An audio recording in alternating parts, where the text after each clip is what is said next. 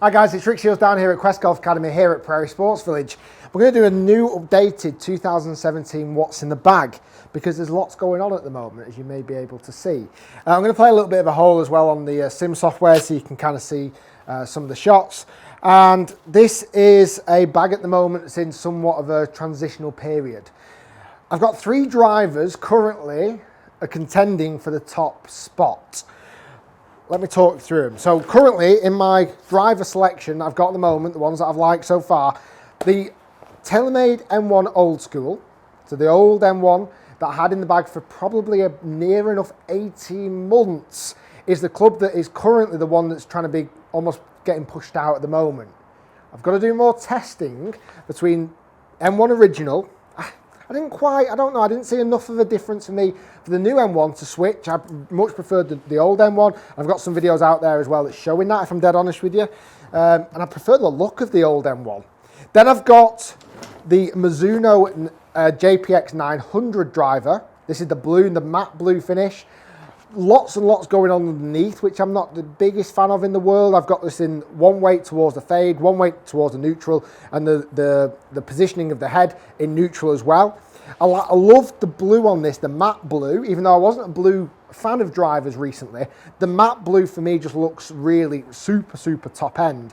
So I'm a massive fan of that. I've got this in the Speeder 757 shaft. I've got the TaylorMade in the Rogue, Aldila Rogue, and I've also then got this driver, which is the Callaway Great Big Bertha Epic Sub-Zero. I've also got this in the Rogue, Aldila Rogue. This is a driver that's probably, really, in my head, I had 2 drivers to select from this year, but then this came out, and now I feel like I've got 3 drivers to select from. If you've not seen the review of this, I really enjoyed hitting this. This is the Sub-Zero, but I've got the weight all the way back. I've got all of these drivers in and around 9.5 to 9 degrees of loft. And again, I probably just need to do some more testing with all of these 3 golf clubs. Let me hit a driver, just while I've got this one in my hand. Let's hit the Epic, because it's the one that's probably right up there. Not top spot, I wouldn't say all 3 of these drivers are kind of matching up against each other really, but I seem to really enjoy hitting this Epic Sub-Zero. Let's give this a whack. So I'm just on a par 5 hole. I'll hit a few shots down this hole.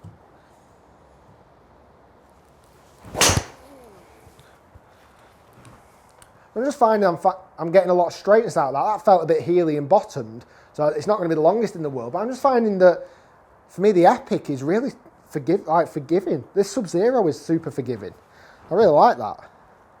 That was 298, and honestly, that was a bad hit. It wasn't a great hit at all.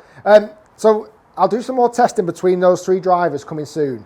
I won't do it all right now because I want to show you the other clubs, but they're the 3 drivers that I'm currently debating about putting in. The other club I'm putting in, and I've actually just not got it in at the moment because I've not got room for it right at this moment in time. It's not that one, it's this one, is the Cobra F73 3-wood. So currently I've actually not got a 3-wood in my bag. I liked quite a few last year. I love the XR16 and I really like the Titleist fairway woods. But for me, this new F7, the baffle technology with the rails on the bottom, I loved it. Absolutely loved it. Now I've not had a chance to properly take that on the golf course yet, but I think this will be the 3-wood that I'm putting in the bag.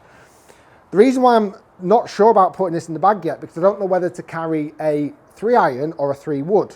The reason I say that is because the club that is, without question, it's not being replaced in my bag for the foreseeable future, is my trusty Callaway 2-iron. I love this thing. Apex UT, 18 degrees. I love this golf club. It seems to just get me out of so much trouble, not only on certain holes, but also off the tee. It's mega. I love hitting it, and I can hit it high, low. I can hit so many different. Let's hit this actually. Let's hit this down there. I just love this club. I really do. Watch me miss-hit this now, but it seems to go like 250 yards, and I can just hit it straight down there. That was a toey one, but look at that. That was a toey, not a great golf shot, and it's laid me up just in front of the water. I didn't really map that out how far I was away, but don't go in the water. 249, perfect layup in front of the water. And I just love that club. It just seems to suit me so well. So I don't know whether to go 3-iron, but I don't really use it very often, or go 3-wood, which again, I don't use that often. I'd actually probably rather have 2 drivers in the bag, if I'm honest. Then I go into my irons. I'm rocking at the moment the Ping Eye blades. I've got 4 iron all the way down to pitching wedge. I've put these in the bag probably about, it was almost like 2 weeks before my newest daughter was born. So 5 and a bit months, nearly 6 months. Love the look of them. Feel they're not soft, they are hard iron, but performance, I cannot beat them. I think they're just great performance for what I'm looking for. They're not strong, they don't go a long way, but that's not what I'm looking for in an iron. So currently I've got that from 5 down to pitching wedge. Then moving into my wedges, I carry 3 at the moment. Now you might have heard the story, I actually lost a wedge. So at the moment, the 60 degree is a foreign golf club. Actually, my 60 degree is in foreign ground somewhere. I never actually got it back. So I've got the 52 and the 56 in the Titleist Vokey, the gunmetal black finish. This is the SM6. Really like the SM6s still, and I had the 60 degree, but I've now just switched in a Callaway, and I don't know actually if this is even out yet. This is the Mack Daddy forged Callaway 60 degree club.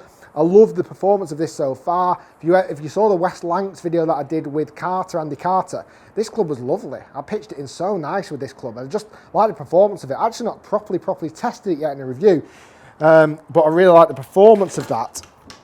And then, in fact, I'll hit that now because I'm about, 69 yards away from this flag. Let's throw in this 60 degree. 69 yards away. Oh, it's a thinny one, but it should be pretty good for distance. Yeah, not bad for distance, just a little bit thin off the bottom. I was concentrating more on telling you about my clubs rather than the shot. And then last club in the bag, this I've loved for quite a few months now. This is the Even Roll, and I've got the ER1 edition. Am I right in saying that? ER1?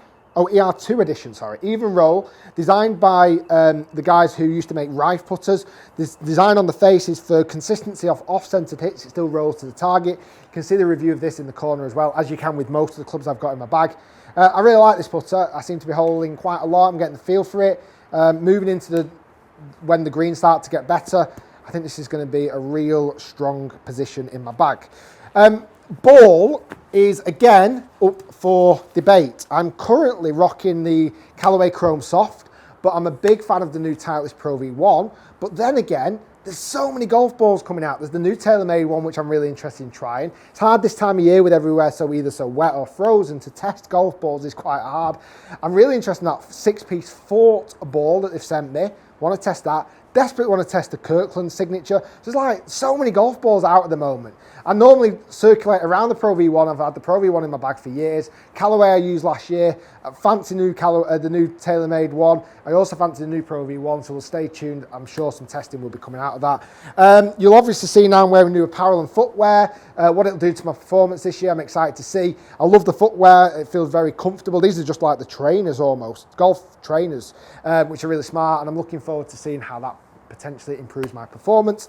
So you'll see a lot more Nike gear, Nike glove I'm using as well. So loads and loads of things are in kind of transitional period with the clubs. And I'm looking forward to seeing what else comes out over the next few months. I don't think there's a lot more coming out, if I'm dead honest.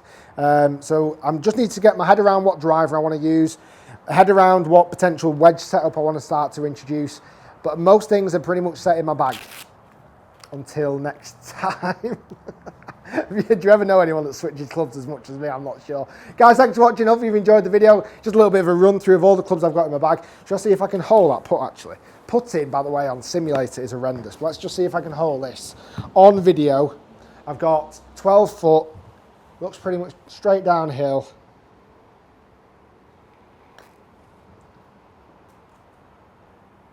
Oh, good layup, good par. Gimme. So guys, thanks for watching. Hope you enjoyed it. Don't forget to click thumbs up, comment below, like the channel, or subscribe to the channel by clicking the big red button in the corner. It's free to do. Look forward to seeing you soon. Stay tuned and we'll see you next time.